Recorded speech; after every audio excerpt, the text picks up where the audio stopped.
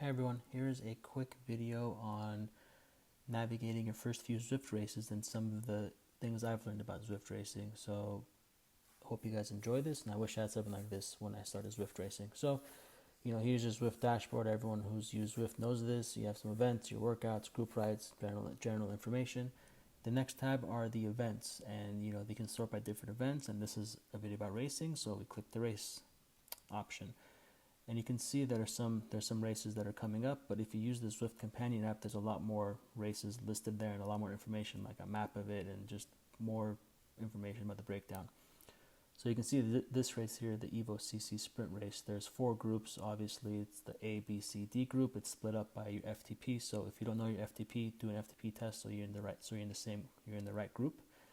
And you can see here that some of these races the different groups start at different times. This is because the races are split up, so it's only the D group goes and then the C group goes, and you're only with the D group. There's no other group on the race on the road with you. There are some races where everyone starts together, and those are fun, but it gets really mixed up. All the groups are just mixed together, and it's not the best experience in my personal feeling. But if you like that, you like that. Sometimes it's fun to see if you can keep up with a C group or B group, but I just like sticking to the races where you're with your own group, because it's more often than not, it's a strong group, really pushes yourself, and it's really fun. Also, you can see some information about how many miles it is, elevation, how many laps it could be, and whatnot. And obviously, this next tab over is the world that you can race in, and everyone knows that. And this is also another tab for other things that I don't really use, but yeah, that's kind of a breakdown of how to navigate the races, and let's get into a race. So we're about to start the race. I'm all warmed up, ready to go. Warmed up for about 15-20 minutes before the race. And one important thing to note on Zwift racing, even the D group, is in the beginning you got to put down some watts to stay with the front group. I would say for the D group, if you're putting around about 250 watts for the first minute or so, or even more, that's kind of what you have to stick to be in the front group. I know that's not really ideal, but you have some people who get really excited in the beginning and think they're going to win the Tour de France if they break away right away, So you got to stick with that to be in the lead group, because if you don't, and you get, even at this point, if you're a little further behind, it's really hard to catch up to the front guys, because we're putting down higher watts than the D group should. And if you try to catch up, you're just going to burn yourself out and you're just going to fall back. So make sure that when the countdown gets to like 4 or 5 seconds, you're already at like 200 watts, and when it goes green, you crank it up to 250 watts at least for the first minute or so. And here you can see that we already have a small little group in the front. There's 2 people that are much further ahead, and more likely than not, I would say probably 95% of the time, everyone in this spread kind of ends up back together, because with the D group, you're not that powerful to be able to push 4 watts per kilo for like 5 minutes and just break away. At that point, you'll probably get flagged and you get disqualified. But it's a good challenge the first few minutes to see what you got and see if you can keep up and see if you can stay in the front group.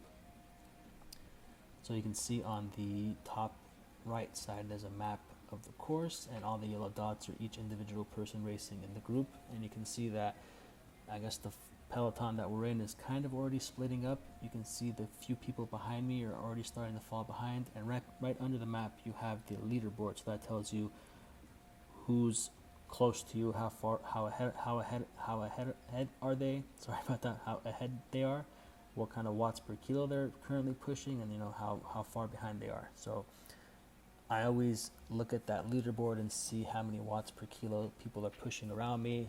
So if suddenly there's a sprint point, or it's the end, if someone starts pushing 6 watts per kilo, I know the sprint's on, so you start sprinting too, and you can kind of see if the tempo is going to get a little harder, a little easier, and you just got to always keep your eye on that. It's almost like a rear view mirror when you're driving. You always keep your eye on it, just in case you see something that you're like, oh crap, I have to start sprinting, or like the pace is picking up, or someone's coming from behind really fast, so you can get ready and not get left behind. So at this point, the group's kind of already formed. We have a group of about 4 of us in the front. There's one guy that's out in front by 5 seconds, but this is one of the annoying things about Zwift racing is that the guy in front, he should be in the C group. He's in the D group. I always like giving people the benefit of the doubt and thinking like maybe he didn't know what he was doing or he picked the wrong group, but clearly this guy's been putting down 3.5 watts or more the whole time, and he's not slowing down. And I know in some Zwift races, I think after a period of time, if you are pushing more watts per kilos than your group allows, you get flagged. You get a little exclamation point by your name and basically disqualifies you. But lately in the past few months that hasn't been happening, so I don't know if it's that happens in like a special events or like league events or something. But it's frustrating, but at the same time we're doing this for fun. So as far as I can, as for me, the guy in the front that's already 9 seconds ahead, I'm not racing him. He's clearly much faster than any of us, so I'm just riding with the group that I'm riding with. And yeah, and also when you get to checkpoints and sprint points and things like that, even like tops of mountains, you get little bonuses. And every time you cross it, that circle where my mouse cursor is, that circle lights up. You get either like drafting bonus, you get to be a little bit lighter weight for about 10 or 15, 20 seconds, or you're undraftable, and there's other little bonuses like that you can use to pull ahead or keep up or rest a little bit. So use those in a smart way that's going to give you the most bang for your buck. So like if you get the drafting one, if you want to kind of catch your breath for a few seconds, use that one to catch your breath. Or if you get the featherweight one, if there's a climb or a little hill that's coming up, you use that and you just push over that climb to kind of gap yourself a little bit.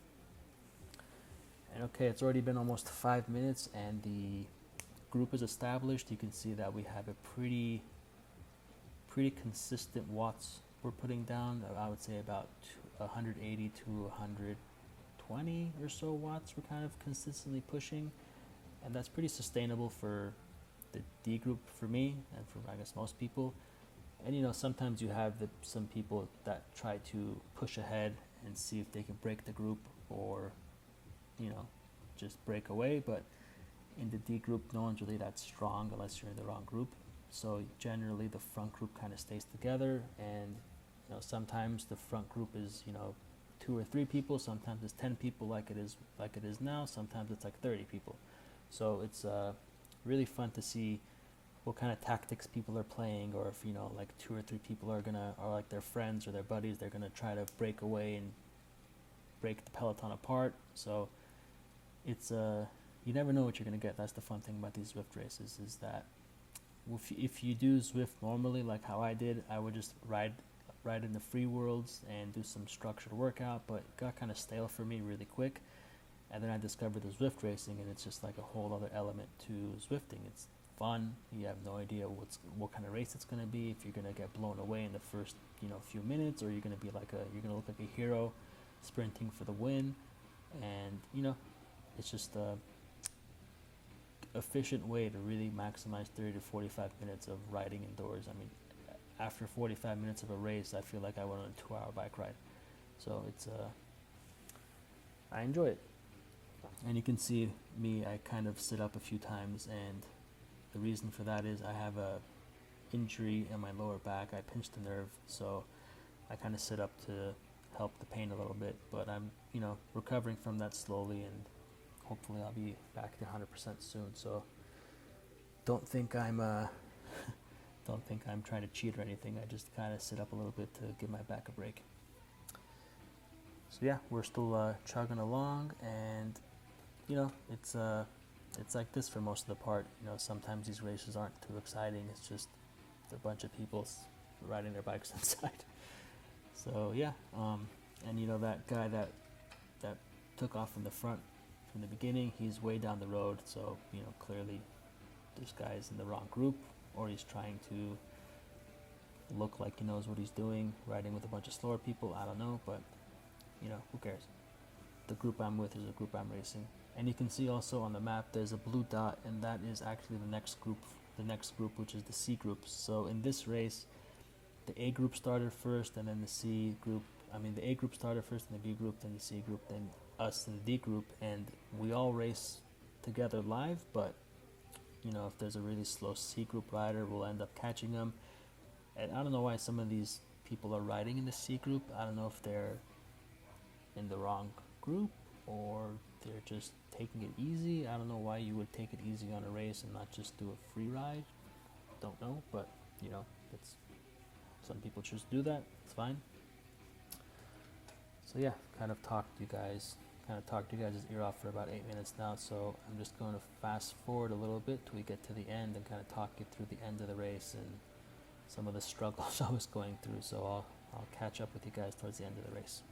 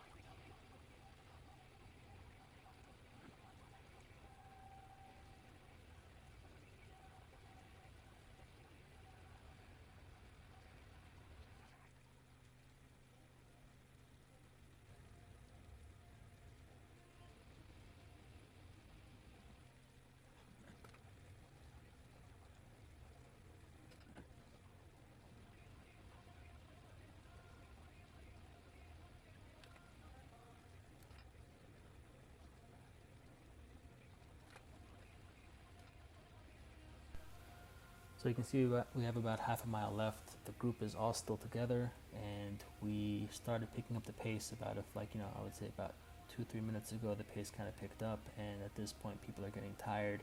People are thinking about the sprint and the end and what it's going to look like, and some people are testing other people. This guy's using his drafting boost to break away from everyone, and it seems to be working. I really can't respond. I'm at some point pushing what was almost 300 watts at that point, and I just have not much left. This ending is actually a little uphill too. You can see on the map there's a little 3%, so that's a gradient. It's a 3% gradient, so maybe if I had a little bit more left in the tank I'd be able to go with these guys, but I am just at this point holding on for dear life with whatever I got. You can see my pain face too, and I know there's not much left. There's a couple of 100 feet left, so at this point I'm just trying to hold on to my position and finish with some dignity. But yeah,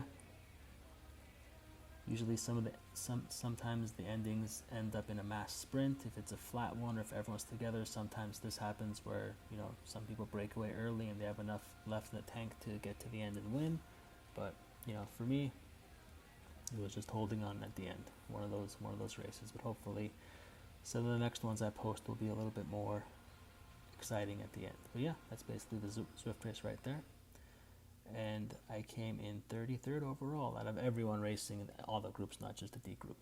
So you can see also that it shows what watts per kilos everyone was riding out for the average, the heart rate, the watts average, the time, and all that. And you can see how most people in the D group were at or above the 2.4 watts per kilo that were recommended for the race. I'm at 2.7. It's obviously over, but you have some people at 3.5, 2.8.